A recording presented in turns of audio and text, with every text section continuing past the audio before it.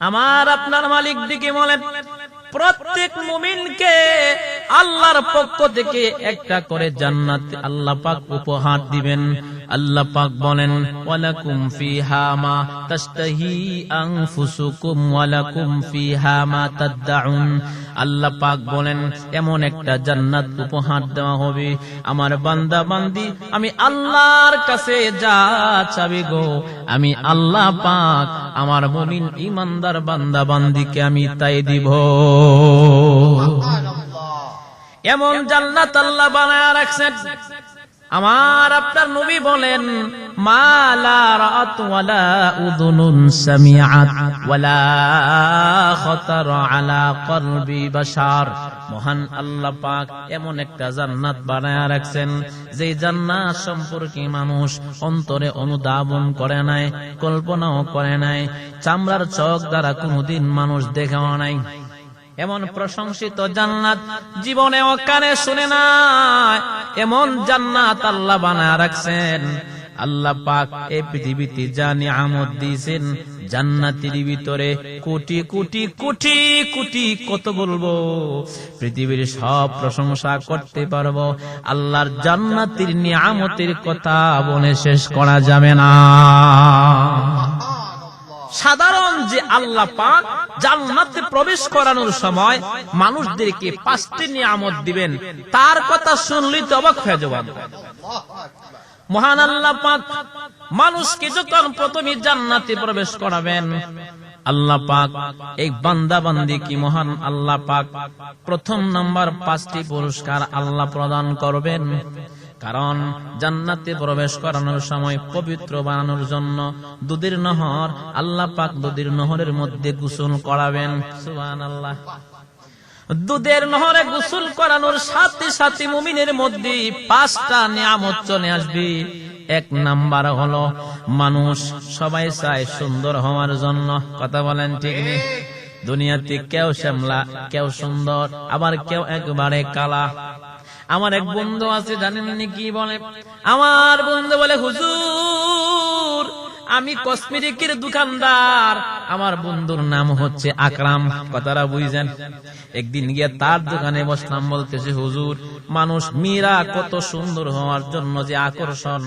আকরাম ভাই বলে কি, হুজুর আমরা যদি ছাগলের বকরির পায়খানা যদি কোনো একটা শিশির ভিতরে ভরে আমরা বলি এটা মাখলে সুন্দর হবে, এটাও কিনতে রাজি আছে জনগণ, এটাও কিনতে রাজি আছে। তার মানে সুন্দর সকলেই হতে চায়।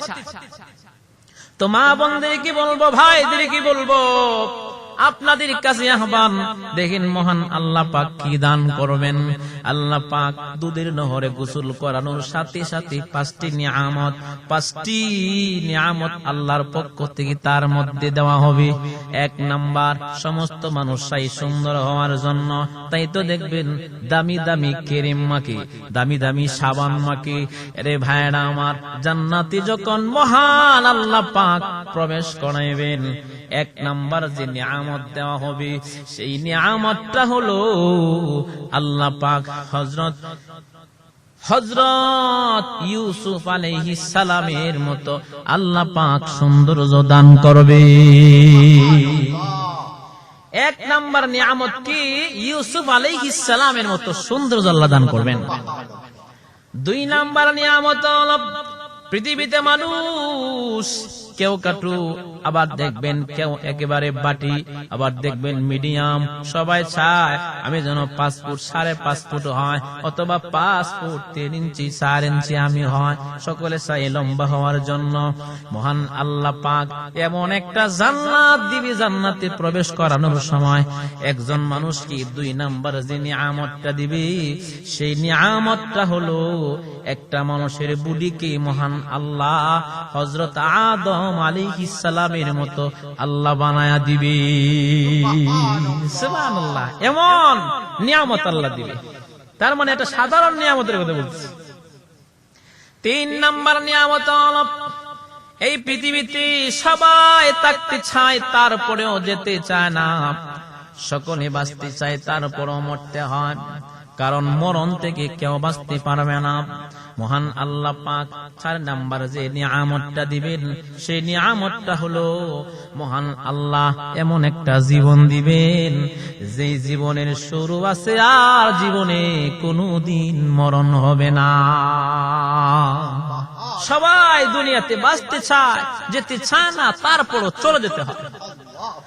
4 নাম্বার যে নিয়ামতটা মহান আল্লাহ পাক জান্নাতে প্রবেশ করানোর সময় নরমাল যে নিয়ামতটা দিবেন, তার মানে আল্লাহর নিয়ামত তো অনেক দামি, ছোট হোক বড় হোক, আমি বুঝাইতেছি জান্নাতের ভেতর থেকে এটা সাধারণ নিয়ামত, ছোট নিয়ামত যে আল্লাহ দিবেন।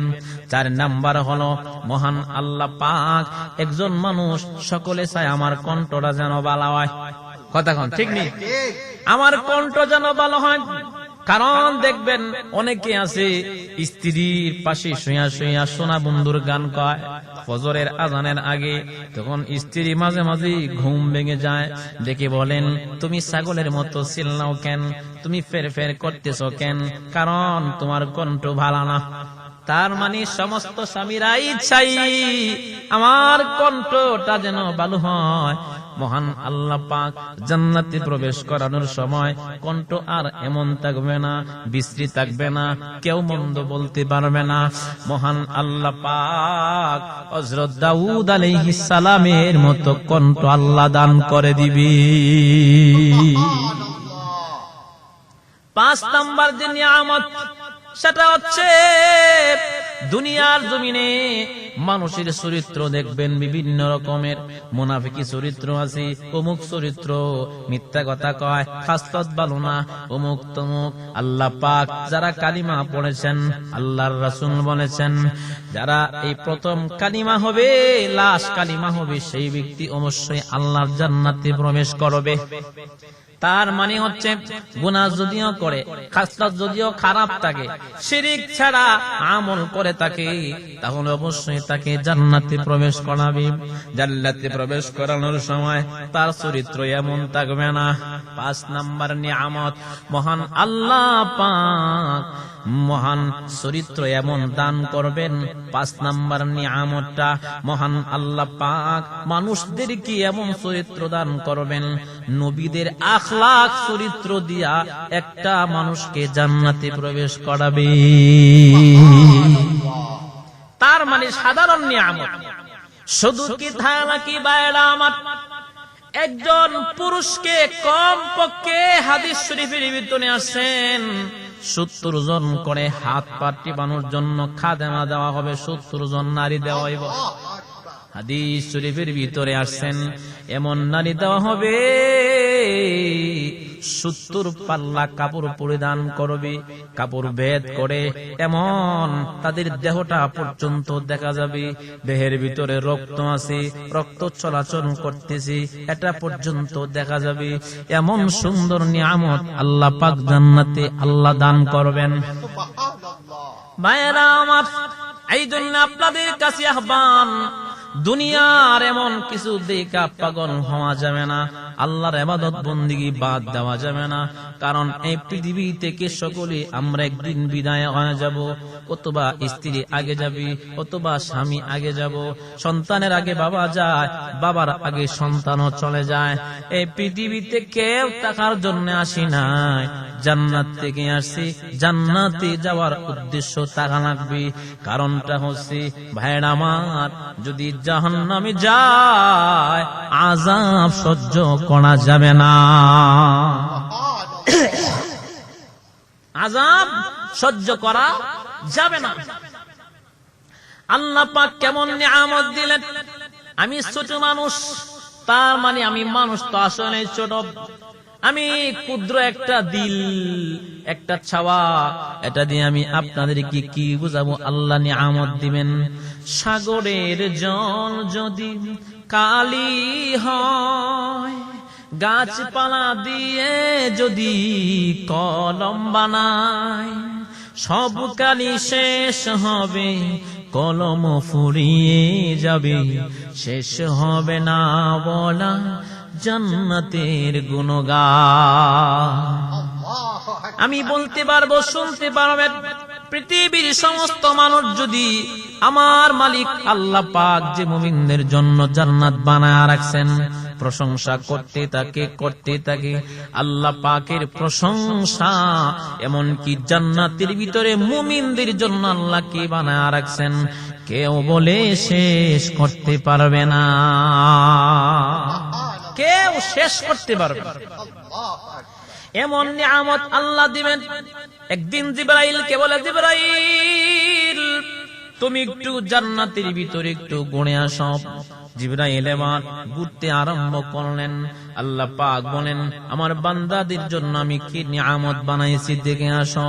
এবার জিবরাইল পাখা উড়াইয়া ঘুরতেছেন।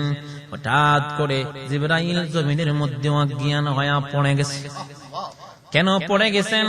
জান্নাতের ভিতরে আল্লাহ মুমিনদের জন্য যে হুর বানাইছেন, একটা হুর হাসি দিলেন, দাঁতের যে জলকটা এটা জিবরাইলের গায়ে গিয়া টাচ খাইছেন। জিবরাইল মনে মনে ভাবতেছেন, জিবরাইল ভয় পেয়ে গেছেন, মনে হয় আল্লাহর তাজাল্লি জিবরাইলের দেহের মধ্যে টাচ খাইছে গো। জিবরাইল অজ্ঞান হয়ে জমিনের মধ্যে পড়ে গেলেন। জিবরাইলের যখন হুঁশ চলে আসছে, এমনি জিবরাইল শুনতেছেন মেয়েদের কণ্ঠ শোনা যায়। জোরে বলুন না সুবহানাল্লাহ। মেয়েদের কণ্ঠ শোনা যায়। হঠাৎ করে কে জানি ডাক দিয়ে বলতেছে, জিবরাইল গো, আপনি মনে করেছেন আল্লাহ তাজাল্লি? না না, আমি তো সেই হুর। আমি হাসি দিছি, আমার দাঁতের যে পাওয়ার জিলিকটা আপনার দেহে গিয়া টাচ খেয়েছেন, আমি তো হইলাম সেই হুর, যেই হুর আল্লাহ মুমিন ইমানদার বান্দাদের জন্য আল্লাহ আমাকে বানায়া রাখছে। এই জন্য আল্লাহ পাক বলেন, ওয়ালাকুম ফিহা মা তাশতাহি আনফুসুকুম ওয়ালাকুম ফিহা মা তাদউন নুজুলাম মিন গফুরির রহিম। এই জন্য ভাইরা আমার, মহান আল্লাহ পাককে খুশি করা লাগবে। কারণ রে ভাই, আল্লাহর খুশি ছাড়া দুনিয়াতে সম্মান পাওয়া যাবে না, আল্লাহর খুশি ছাড়া আল্লাহর জান্নাত পাওয়া যাবে না। আমার মালিক যদি খুশি হইয়া যায়, একটা মানুষকে আল্লাহ দুনিয়াতে আখিরাতে সম্মান ইজ্জতি আল্লাহ বানায়া দেয়। যেমন আমাদের কলিজার টুকরা আল্লামা শাহ আহমদ শফী রহমাতুল্লাহ আলাইহি 103 বছর বয়সে বুখারী শরীফ পড়াইছেন। 103 বছর বয়সে বুখারী পড়াইছেন। আল্লামা শায়েখ আহমদ শফী রহমাতুল্লাহ আলাইহি হুজুর একদিন আলোচনার মধ্যে আসছেন। হুজুর বলতেছেন, আমার যাইতে মনে চায় না, তারপরে আমার যাওয়া লাগে। দেখেন, বুড়া হওয়ার পরেও আল্লাহ পাক কত সম্মান দান করেছিলেন। হুজুর বলেছিলেন, রিস্কা যেমন আপনারা চড়েন, মহান আল্লাহ পাক আমাকে এত নিয়ামত দান করেছেন।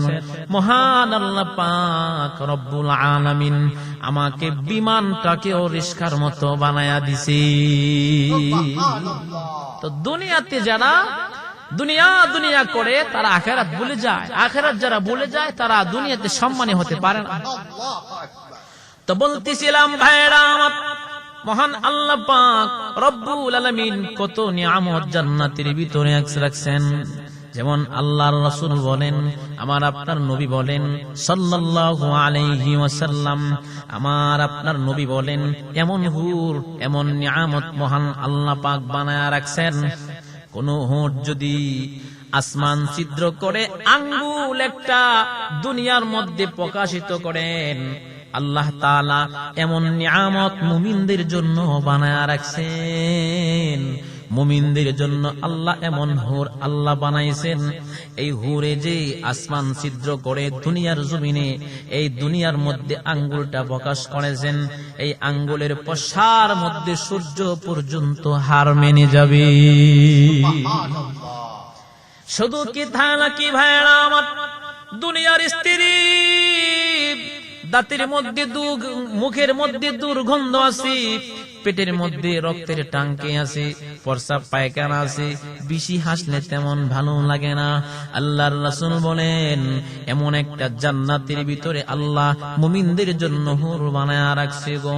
কোন হুর যদি সাগরের মধ্যে একটা তুতু নিক্ষেপ করে সাগরের পানি মিশকে আম্বরে গ্রাণযুক্ত হয়ে যাবে। এই জন্য জান্নাতের অপেক্ষায় থাকতে হবে। কারণ কেউ যদি জান্নাত চায় আল্লাহ পাককে খুশি করা লাগবে। আল্লাহ পাককে খুশি যারা করতে পারবে তারাই হবে জান্নাতের মালিক। এই জন্য মালিকের বেশি বেশি প্রশংসা করতে হবে। সুবহানাল্লাহ বলেন, সুবহানাল্লাহ বলেন না কেন? সুবহানাল্লাহ যে বললে যে কতটুকু সওয়াব আছে সেটাও বলে গেছেন। এটার ভিতরে জান্নাতের ওয়াজ আছে।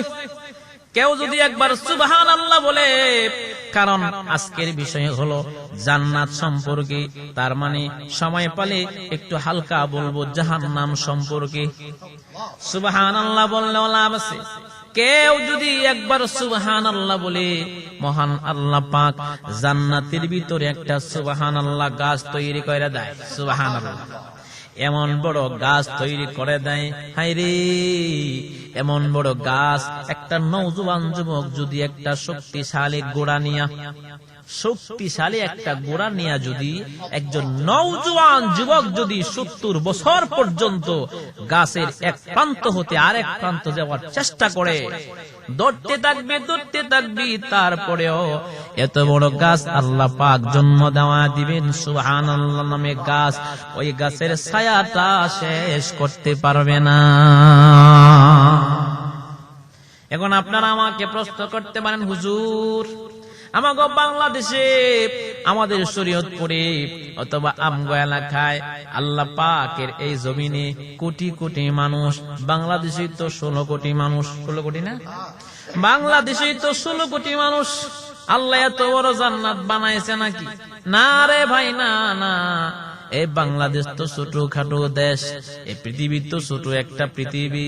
আল্লাহ পাক এমন একটা জান্নাত বানায়া রাখছেন, যে জান্নাত কত বড় কি বলবো। আল্লাহ পাক জান্নাতের ভিতরে স্ত্রী নিয়ে ঘোরার জন্য আল্লাহ একটা জান্নাতের ভিতরে একটা মাঠ বানাইছে। সুবহানাল্লাহ, আল্লাহ একটা মাঠ বানাইছেন জান্নাতের ভিতরে ঘোরার জন্য। সেই জান্নাতের মাঠের, যে জান্নাতের ভিতরে মাঠটা আছে, সেই মাঠের নাম হচ্ছে মাজিদ। খাকে নিয়ে ঘোরার জন্য, স্ত্রীদেরকে, হুরদেরকে নিয়ে, বন্ধু বান্ধবকে নিয়ে। আজকে আমাদের জমানে আপনারা প্রশ্ন করতে পারেন, হুজুর এই জান্নাতের ভিতরে স্ত্রীগণ এমনকি পরিবারকে নিয়ে ঘুরবো, কিভাবে ঘোরা যাবে? আজকে তো বর্তমানে স্বামীকে রাইখা অন্য পুরুষ নিয়ে অনেক নারী আছে, দেখবেন ঘোরাঘুরি করে, আছে না নাই? আছে। যেমন কয়েকদিন আগে মাহফিলে গেলাম, গত কয়েকদিন আগে লোহাজুরিতে মাহফিল করলাম। এই যে কটিয়াদি থানা আমাকে বলল যুবকরা, হুজুর এখানে একটা পার্ক আছে, আপনি পরকীয়া সম্পর্কে আপনি একটু আলোচনা করবেন। আমি মা বোনদেরকে ডেকে বললাম, যারা পরকীয়া করেন একটু শুনুন, দিলের কান লাগাইয়া, এমনকি মনটা দিয়ে একটু শ্রবণ করুন কি বলতে চায়। আমার আপনার নবী জান্নাত আর জাহান্নাম ভ্রমণ করে আসছেন। আসার পরে হযরত ফাতেমা রাদিয়াল্লাহু তাআলা আনহা দেখতেছেন নবী আমার সিজদায় পড়ে কান্দে। ডাক দিয়ে বলেন, বাবা আপনি কেন গো চোখের পানি ছেড়ে দিয়া কাঁদতেছেন? আপনার মনের মধ্যে কি কষ্ট, আপনার মনটার মধ্যে কি কষ্ট একটু বলুন। কারণ হযরত ফাতেমা রাদিয়াল্লাহু তাআলা আনহাকে আমার নবী মাঝে মাঝে খুব কষ্টের কথা বলতেন, এমনকি আমার নবী হযরত ফাতেমাকে মা বলে ডাকতেন। হযরত ফাতেমা একদিন নবীজির পিঠ মুবারকের মধ্যে তেল মালিশ করতেছেন, তাকায়া দেখেন অনেক দাগ দেখা যায়। আমার নবীকে ডেকে বলেন, বাবা গো এত দাগ কেন গো বাবা, আপনার পিঠের মধ্যে কারণ? হযরত ফাতেমা বলার পরে নবী জোরে কাঁদতেছে, আর ফাতেমাও হাত দিতেছেন, হযরত ফাতেমাও কাঁদতেছেন। আমার নবী তখন ডেকে বলেন, মারে আমি যখন তাইফের ময়দানে গিয়েছিলাম, ছোট ছোট বাচ্চারা আমাকে পাথর নিক্ষেপ করেছেন। আমার নবীকে তখন ডেকে বলেন, বাবা এত কষ্ট করেন। আমার হযরত ফাতেমা, আমার নবীর কন্যা হযরত ফাতেমা চোখের পানি ছেড়ে দিয়া কান্দে। তখন আদর করতেছেন নবীকে। আমার নবী ডেকে বলেন, মারে আমার মা নাই, আমার বাবাও নাই, তুই যখন আমাকে আদর করস, কেন জানি আমার মায়ের আদরের মতো আমার লাগি। সুবহানাল্লাহ। তাই হযরত ফাতেমা রাদিয়াল্লাহু তাআলা আনহাকে নবীজি মা বলে ডাকতেন সব সময়। সুবহানাল্লাহ। হযরত ফাতেমা রাদিয়াল্লাহু তাআলা আনহা গেলেন, ডাক দিয়ে বলতেছেন, বাবা আপনি কেন কাঁদেন? মনের মধ্যে কিসের কষ্ট আপনি আমাকে বলুন। আমার আপনার নবী তখন ডেকে বলেন, মাগো আমি জান্নাত আর জাহান্নাম দেখে আসছি। অধিকাংশ নারীরা গোমা জাহান্নামে চলে গেছে। হযরত ফাতেমা মা বন্ধুরে কি বলতে চায় শুনুন। যারা স্বামীকে রেখে পরপুরুষের লোকে আড্ডা মারেন, পরপুরুষের সাথে কথা বলে, আমাদের বাংলাদেশে এমন অবস্থা আছে, দুইটা সন্তান রেখে টিকটকের একটা ছেলের সাথে সম্পর্ক করে পরকিয়া করে বাইগা চলে গেছে। অসংখ্য আছে।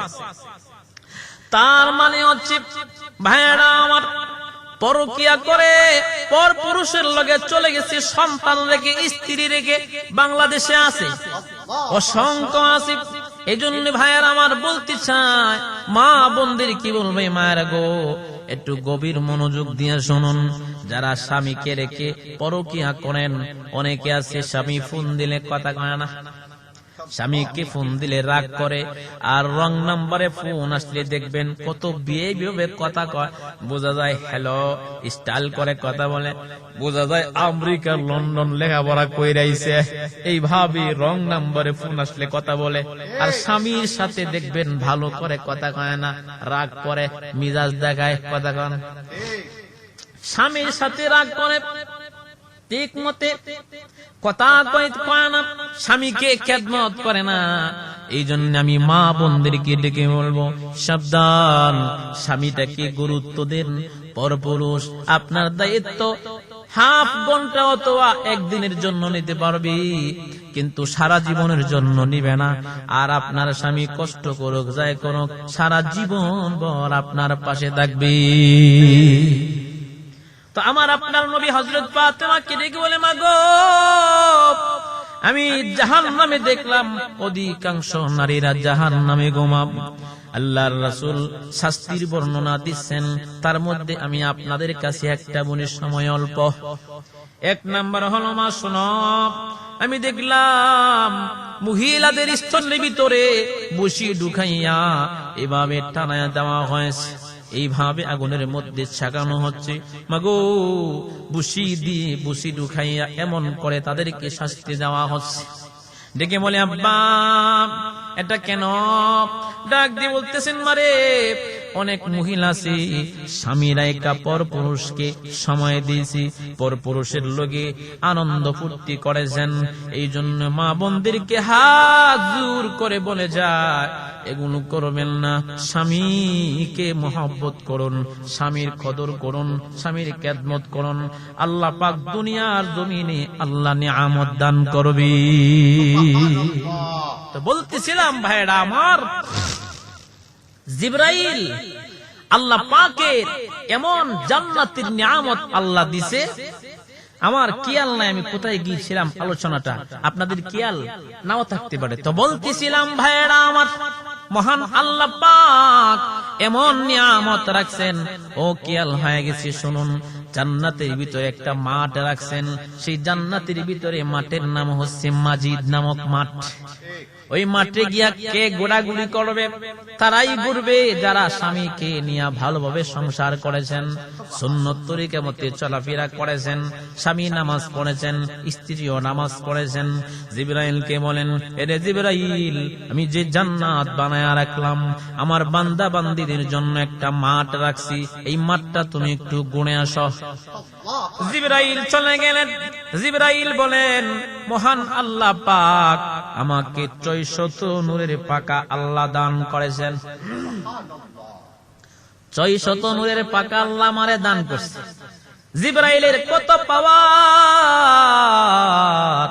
জিবরাইল বলেন, জিবরাইলকে আল্লাহ পাক এত নিয়ামত দান করেছেন, এমন পাওয়ার দান করেছেন, জিবরাইল পাকা একটা উপরে উঠাইলে আবার নিচের দিকে নামাইলে জিবরাইল বলেন, পৃথিবীর এক প্রান্ত হতে অন্য প্রান্ত পর্যন্ত আমি যেতে পারি।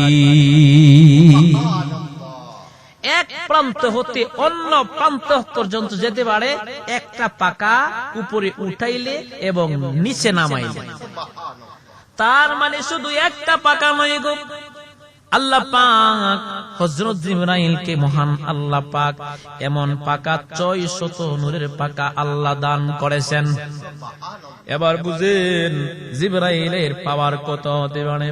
জিবরাইল বলেন, জান্নাতের ভিতরে মহান আল্লাহ পাক মুমিনদের জন্য একটা জান্নাতের ভিতরে একটা মাঠ রাখছে। এই মাঠটা ঘোরার জন্য আল্লাহ আমাকে বলছেন ঘুরে আসো। জিবরাইল বলেন, আমি 600 নূরের পাকা খুনে একদিন 2 দিন নয়, আমি উপরে উঠাইলাম আর নিচে নামাইলাম।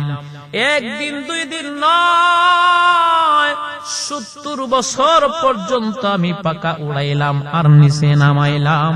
আমি এই মাজিদ নামক জান্নাতের ভিতরে যে মাঠ আছে, ওই মাঠের এক প্রান্ত হতে অন্য প্রান্ত আমি যেতে পারি না। এবার বুঝেন মহান আল্লাহ পাক মুমিনদের জন্য কেমন একটা জান্নাত আল্লাহ বানায় রাখছেন। এই জন্য আল্লাহ পাক ডেকে বলেন, ওয়ালাকুম ফিহা মা তাশতাহি আনফুসুকুম ওয়ালাকুম ফিহা মা তাশতাহি ওয়ালাকুম ফিহা মা তাদউন। আল্লাহ পাক কোরআনুল কারীমের ভিতরে বলেন, ওয়ালাকুম ফিহা মা তাশতাহি আনফুসুকুম ওয়ালাকুম ফিহা মা তাদউন। মুমিনদের কি মহান আল্লাহ পাক নুজুলাম মিন গফুরির রহিম, মুমিনদের কি মহান আল্লাহ পাক এমন একটা জান্নাত আল্লাহ পাক উপহার দিবেন। সেই জান্নাতের ভিতরে মুমিন যা চাইবে আল্লাহ পাক মুমিন ঈমানদারদেরকে আল্লাহ তাই দিবে। সুবহানাল্লাহ। হাদিস শরীফের ভিতরে আসছে, মহান আল্লাহ পাক দুনিয়ার জমিনে যারা গরিব মানুষ তারা তেমন কিছু ভালো করে খেতে পারে না, আল্লাহ পাক মুমিনদেরকে এমন জান্নাত দিবে। এমনকি যারা ঈমানদার পর নারীর দিকে তাকায় না, তারা যাবে মার্কেট করার জন্য। আজকে বর্তমানে চরিত্র খারাপ যারা, তারা দেখবেন মোবাইলের মধ্যে একটা পিক বাসলে মনে মনে কল্পনা করে জল্পনা করে, যদি এটা আমার তো কত ভালো আছি। আরে ভাইরা আমার, আল্লাহর ভয় দিলে ঢুকান। আল্লাহ পাক কোরআনুল কারীমের ভিতরে বলেন, কোরআনুল কারীমে বলেন, ইয়া আইয়ুহাল্লাযীনা আমানুত্তাকুল্লাহ। আল্লাহর ভয় যখন মানুষের দিলে ঢুকবে, পর নারীর দিকে জীবনও তাকাবে না। যারা চরিত্র খারাপ দেখবেন, মার্কেটে গেছেন 3 পিস কেনার জন্য, 3 পিসে ছবি দেখা দেখা দেখবেন কল্পনা জল্পনা করে, যদি এটা আমার হয়তো কত বালানা আছেন, উমুক আছেন তুমুক আছেন, শুধু কি তা নাকি পর নারীকে দেখতে থাকে। সাবধান, পর নারীকে দেখা হারাম, জায়েজ নাই, গুনাহ হবে, চোখের জিনা হবে, চোখের জিনা। তো আল্লাহ পাকের মুমিন বান্দাদেরকে এমন নিয়ামত দান করবেন, জান্নাতের ভিতরে আল্লাহ পাক একটা গাড়ি দিবে। এই গাড়িটা চোখের পলকে 70,000 মাইল করে চলবো। সুবহানাল্লাহ, 70,000 মাইল, 70,000 মাইল এক এক পলকে গাড়িটা চলতে থাকবে। এমন একটা গাড়ি আল্লাহ বান্দা বান্দিকে আল্লাহ পাক বান্দাদেরকে উপহার হিসাবে আল্লাহ গিফট দিবেন। সুবহানাল্লাহ। তার মানে হচ্ছে ভাইয়েরা আমার, এমন একটা গাড়ি দিবেন, সেই গাড়ি দিয়ে যাবে মার্কেট করার জন্য। মার্কেটে যখন প্রবেশ করবে তখন দেখতে পাবি সুন্দরী একটা নারী, মনে মনে চিন্তা করবে, আরে আল্লাহ তো জান্নাতের ভিতরে সব জীবনে চিন্তা করবে, দেখি তো এই ছবিটাকে একটু কল্পনা করে মনে মনে চিন্তা করবি, যদি এটা আমার হয়তো কত বালা আছেন। সুবহানাল্লাহ। মনে মনে চিন্তা করবে যদি এটা আমার অস্ত হইত। বুজুর্গরা বলেন, হাদিস শরীফের ভিতরে আসছে, আল্লাহ পাক ছবিটাকে মানুষ বানাইয়া তার সামনে এসে দাঁড়ায় বলবি, আপনি কল্পনা করেছেন আমি আপনাকে আল্লাহ পাক উপহার দিয়েছি। শুধু কে তা নাকি ভাইরা আমার, দুনিয়াতে কম কেছে কম পড়েছে, অনেক গরিব মানুষ আছে তেমন ভালো বড়া খেতে পারে নাই, ফল ফলত খাইতে পারে নাই। আরে বড় লোকরা খাইছে, গরিবরা তাকায়া রইছে। কিন্তু অনেক গরিব আছে আল্লাহর জান্নাতের ভিতরে প্রবেশ করবে। আল্লাহ পাক মুমিনদেরকে ফল খাওয়াবে, বড়ই খাওয়াবে, বিভিন্ন রকমের বেরঙ্গের ফল ফলত আল্লাহ পাক তাদেরকে খাওয়াবেন, এমন ফল খাওয়াবে। তার মানে এত বড় ফল খাওয়াবে, হাদিস শরীফে আসছে এত নিয়ামত আল্লাহ পাক দিবেন। একটা বড়র ওজন হবে 18 মণ, মটকার মতো একটা বড়র ওজন 18 মণ ওজন হইব।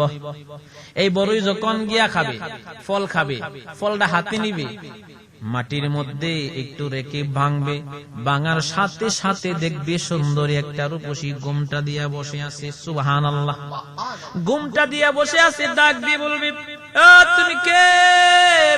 ডেকে বলবে, আল্লাহ পাক ফলের সাথে আপনাকে আমাকে হাদিয়া আল্লাহ দিয়েছি।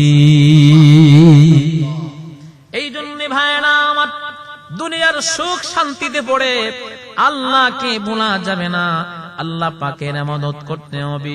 আমাদের উদ্দেশ্য থাকা লাগবে আমার মালিক যেন আমার প্রতি খুশি হয়। দুনিয়ার সবকিছু পাইলাম, বাড়ি পাইলাম, গাড়ি পাইলাম, স্ত্রী পাইলাম, টাকা পয়সা পাইলাম, যা কিছু চাইলাম সবকিছু পাইলাম। মহান আল্লাহ পাক, এই আল্লাহ পাক এই নিয়ামত আমাদেরকে দান করেছেন। অনেকে সবকিছু পাইল, আল্লাহকে পাইল না, তার মানে সেই ব্যক্তিটা কিছু পাইল না।